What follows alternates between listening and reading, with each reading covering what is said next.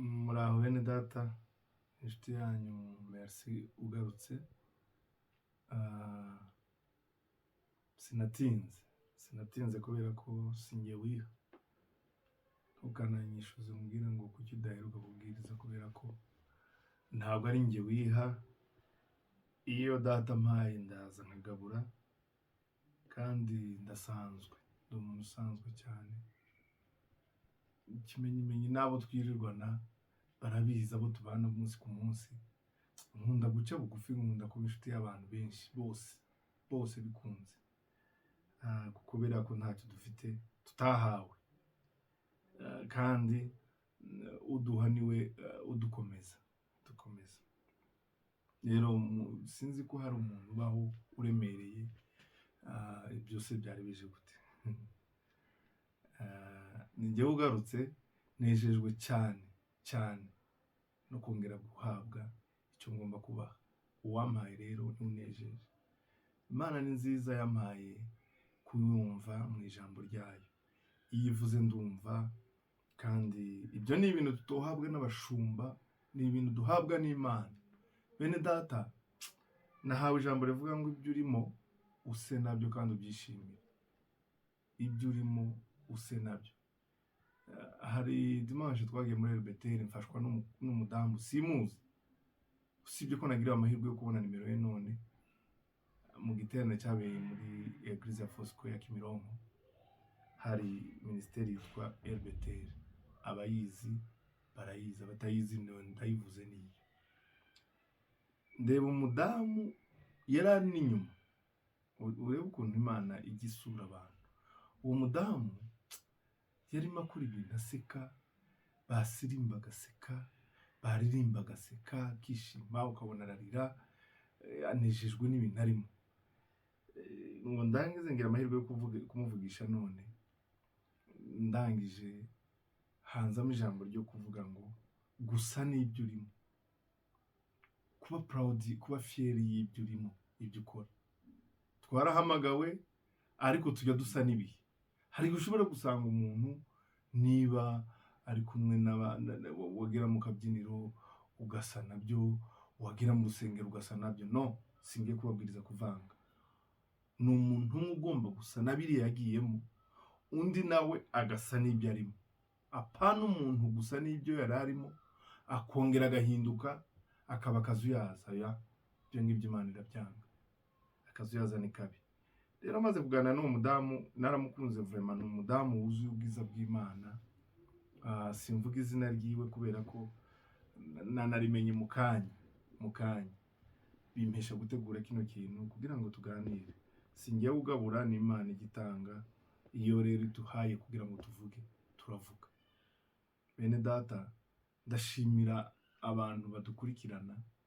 Hari umuvandimwe wambwiye, wantumiye mu ivugabutumwa, nsimuzi nawe ntanzi, ariko yamenyeye kuri iri jambo twahumekewe Imana yatuhaye ryo kuganira namwe. Imana imuhe umugisha, kandi tuzagenda tubana nabo namwe aho muzakenera abantu b'abanyeshuri. Nkunda kubwiriza mu bigo by'amashuri cyane, kaminuza. Mwokenera ko tuganira ijambo ry'Imana, tworibabwira, tworirimba, turabaririmbyi, kandi turi n'abavuga butumwa. So rero ndashimira Imana kuri umuvandimwe Eric yansabye ko twazaganira ibyo ngibyo, tukabana kugira ngo dukomeze twagura ubwami bw'Imana. Twahawe ubutumwa butari bwiza mu gihe nk'iki, butaryoheye amatwi y'ababwumva. Badashaka ko abantu badashaka gukira ntibashobora kubwumva. Nibwo nahawe njyewe, hasigaye kubushira mu ndirimbo, ngahuza ubutumwa mvuga n'indirimbo. Kandi nagaye kenshi indirimbo twagiye turirimba kubera ko ubutumwa burimo ntiburasa nk'ubwo duhawe ubu ngubu. Indirimbo twaririmbaga kera tutaraba abo turibo. Narabiririmba navuga ngo maze kumenya uwo ndiwe. Ndavuga indirimbo yanjye kubera ko ari njyewe uri kubwiriza. Bene data, ndabiyegereje mu magambo mu mwanya mutoya tugiye kuganira. Abantu bakeneye utuntu dutoya kugira ngo batwumve bakomeze n'ibyo barimo. Iyo wakumva ku gatoya ugakomeza n'ibyo warimo, ugakomeza n'ibyo urimo, bikaguha gutekereza, ukabiha agaciro, ntacyo bitwaye. Niwumva gakeya ariko ukazirikana, niwe mbwiye. Twavuze ngo umutwe w'amagambo tugiye gusoma mu gitabo cy'ibyahishuwe, igitabo cy'ibyahishuwe Yohana, ibice 22 umurongo wa 12. Turasoma kuri 12 ariko duhere kuri 11. Haravuga ngo kiranirwa aguma kiranirwa, uwanduye mu mutima agumye yandure, umukiranutsi agumye akiranuke, uwera agumye yezwe. Hepfo aravuga ngo dore ndaza vuba nzanye ingororano kugira ngo ngororere umuntu wese ibikwiye ibyo yakoze. Tutazanye ubwenge bwinshi n'amagambo menshi, tutekereze. Harimo hano ngo ukiranirwa aguma akiranirwa, n'uwezwa nawe umukiranutsi nawe aguma akiranuke, n'abantu babiri. Harabwirwa umuntu ukiranirwa kubera ko ahari. Imana ntigihishwa. Yesu niwe wenyine ujya ureba mu mitima y'abantu. Hari amagambo duhabwa mu by'ukuri bene data, yoba tuzi Imana, tuzi Yesu, tuzi ko Yesu aturebera hose, nta cyaha twakoreye mu bwihisho. Narabivuze ntangira iyi season ya Nibature, nababwiye ukuntu Dr. Reverend Rutayisire yavuze ngo iyo umuntu ngo yatekerezaga ko ijisho ry'Imana rimureba, ngo yakagombye gutekereza ko iyo akora icyaha cy'ubusambanyi, ntabwo umukobwa n'umuhungu bakora icyaha cy'ubusambanyi ari baba basambana gusa. Bagombye kumenya ko hari ijisho ry'Imana riri mu ruhande rwabo, ribareba, ridahishwa mu mwijima, kandi rifite ubushobozi bwo kuzashira ibyo mu mwijima rikabishira ahagaragara. Mvuze umusambanyi, mvuze umurozi, niko ijambo ry'Imana ryavuze. Ryavuze ngo umuntu wese wandura uri muri ibyo wahisemo kwandura. Ku cyumweru baratubwiye ngo umuntu ni amahitamo. Iyo kwemera guhitamo kwizera Kristo ukayoborwa n'amahame yiwe aryo jambo ry'Imana, ni wowe ubihisemo. Uwandura nawe yahisemo. Rero aravuga ngo wowe wahisemo kwandura. Nababwiye ko ari abantu babiri, uwandura n'uwezwa. Uhitamo inzira yo kwandura abikore neza, abigumemo, kandi abikore ari fiere yabyo, areke kubyihisha. Reka mbabwize ukuri, umuntu wandura agahitamo kwandura, birashoboka ko gukira kwiwe yokira, yokwitekerezaho akagaye. Atandukanye na wa muntu uri mu mwanda, ku wundi mwanya akaba mu muco. Gushaka kwandura mu wundi mwanya ugashaka kuba mwiza, gukira kwawe kuragoye. Kuko mu Kristo cyangwa se Aburahamu abwirwa ko agomba kwimuka, nuko yari ari ahantu agomba kwimuka. Mu Kristo ari mu mudugudu w'irimbukiro, yatekereje kubera ko yabanje kugaya aho yari ari. Inyigisho zo kwimuka ziya zigusaba kubanza kugaya aho uri kugira ngo ubone kuhava wimuke. Rero yavuze ngo uwandura akomeze yandure, n'uwezwa nawe akomeze yezwe. Aravuga ngo njyewe nza mfite ingororano zikwiranye n'ibyo umuntu wese yakoze. Kwandura, Satani niwe utwanduza, Satani niwe udushuka. Ariko kandi si Satani ufite ingororano zibikwiranye n'ibyo twakoze. Turi abantu b'Imana, twaremwe n'Imana, idutuma mu isi. Sekibi araza aratwanduza, araza aratwiba, araza dukoresha, aradushuka, aratubesha.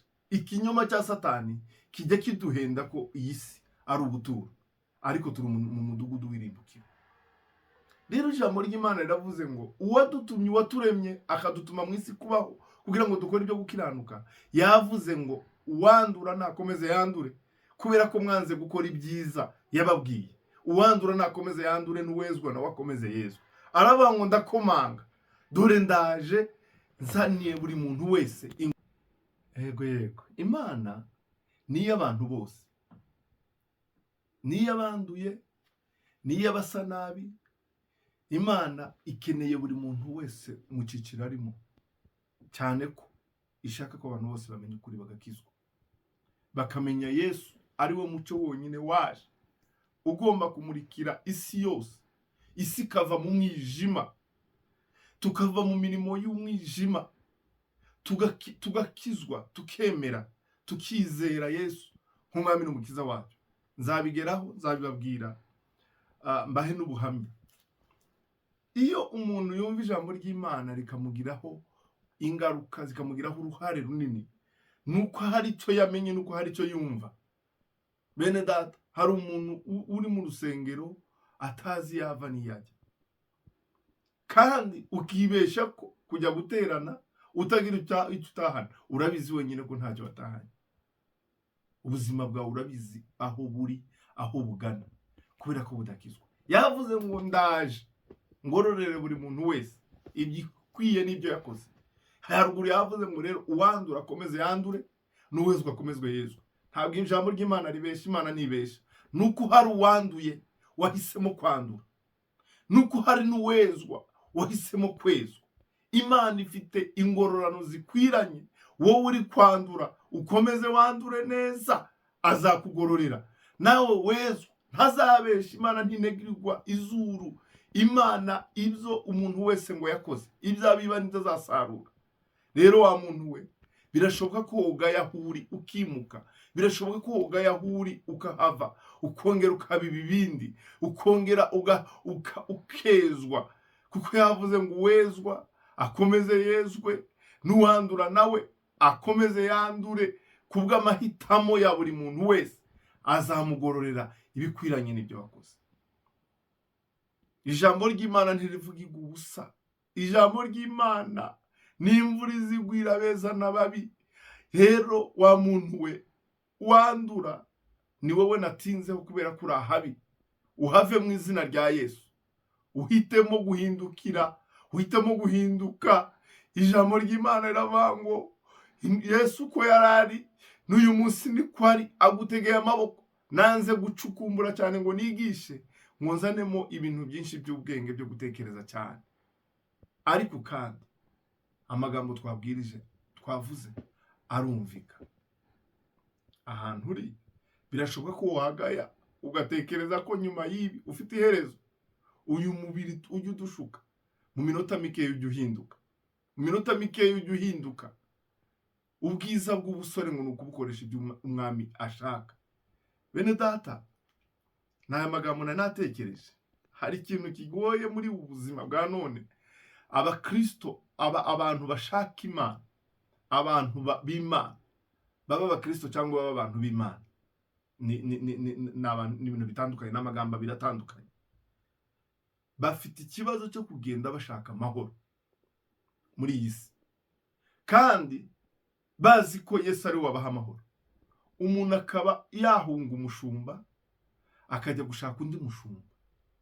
Ni umuntu kandi ntafite kuguha amahoro mu mutima, kubera ko wanduye, kubera ko utazi ikigomba kubanziriza uriwe, uw'Imana ishaka. Uwezwa agomba kubanzirizwa no kwemera, agakizwa, akizera, yarangiza agahitamo kuyoborwa n'amahame y'ijambo ry'Imana. Ntabwo biryoshe, ntabwo byoroshe, ntabwo rimwe na rimwe hari igihe bisharira, ariko kubera ko amahitamo wahisemo kuvuga ngo Amana we, ndezwa mu gihe kitejejwe, ndezwa mu gihe kidakwiriye, ndakiranuka mu gihe kitari cyo gukiranuka. Imana yo mu ijuru izi gufata ukuboko ikagushoboza. Rero mwene data, nkeneye ko byibuze iki cyumweru nzabona umuntu umbwira ngo ese nagira gute, ko ngaye aho ndi ni wowe uhari, ni wowe uhazi. Rero bene data, twitekerezeho. Sinzi abo mbwira, ariko icyo nzi nuko ijwi rivugira muri njyewe rikubwira ngo ahantu uri ni habi, ahantu uri ni habi. Birashoboka ko twibesha, tukagenda dutwara ibintu, tugafata tukavanga, tukibwira ko Imana yo kwibesha ko turabera, cyangwa ikabesha ko turabanduye. Ntahacu ho gutekereza. witekerezeho kugira ngo wumvire ijambo icyo rigendereye. Tirishobora kuvugirwa ubusa, ndabizi neza ko rigendereye. ahari yoba ari wowe uyu mugoroba wowe ugiye kugenderwa n'Imana. Igihe uzaryumva niba uzaryumva mu gitondo, n'Imana ikugendereye. Umva ijwi ry'Imana, wemere kugira ngo uhinduke.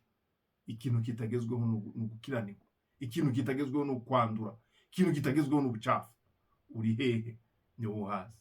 Mana, ngushimiye kuri iri jambo. Ni wowe wavuze, nabaye impanda yo kuvugirwamo wa Mana.